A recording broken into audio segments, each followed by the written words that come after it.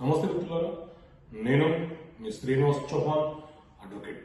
మిత్రులారా, ఎవరైనా ఏదైనా ఒక క్రిమినల్ అఫెన్స్లో మనం ఉన్నామని అనుమానంతో మన మీద ఫిర్యాదు చేస్తే ఆ నేరంలో మన పాత్ర లేదని పోలీసులు నిర్ధారణ చేసుకున్నాక మనల్ని వదిలివేయవచ్చా? చట్టం ఏం చెప్తుంది? సో మిత్రులారా, మన దేశంలో 2024 నుంచి బిఎన్ఎస్ అలాగే బిఎన్ఎస్ఎస్ అనే రెండు క్రిమినల్ చట్టాలు ఐపీసీ సిఆర్పిసికి బదులుగా అమల్లోకి వచ్చాయి.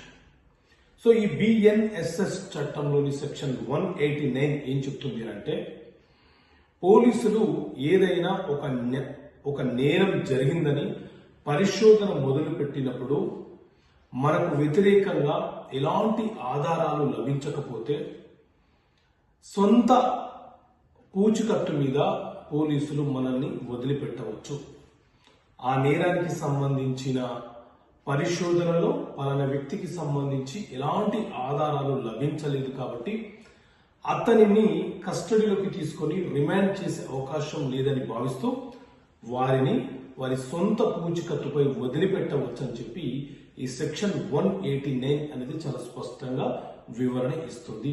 అదేవిధంగా ఒకవేళ మెజిస్ట్రేట్ ముందు హాజరుపరచాలని పోలీసులు భావిస్తే ఆ సందర్భంలో మీరు న్యాయస్థానం ముందు హాజరు కావాలని కండిషన్, నిబంధన పెట్టవచ్చు, విధించవచ్చు.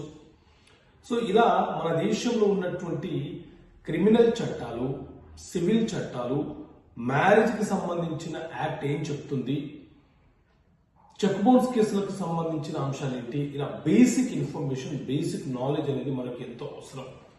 సో మీకు చట్టాల మీద అవగాహన కల్పించడం కోసం ఈ పుస్తకం చట్టపరమైన సమస్యలకు పరిష్కారాలు అనే పుస్తకం మీ ముందుకు తీసుకొచ్చాను. ఈ పుస్తకం మీకు కావాలనుకుంటే ఇక్కడ కనిపిస్తున్న నెంబర్ కాల్ చేసి ఈ పుస్తకాన్ని మీరు పొందవచ్చు.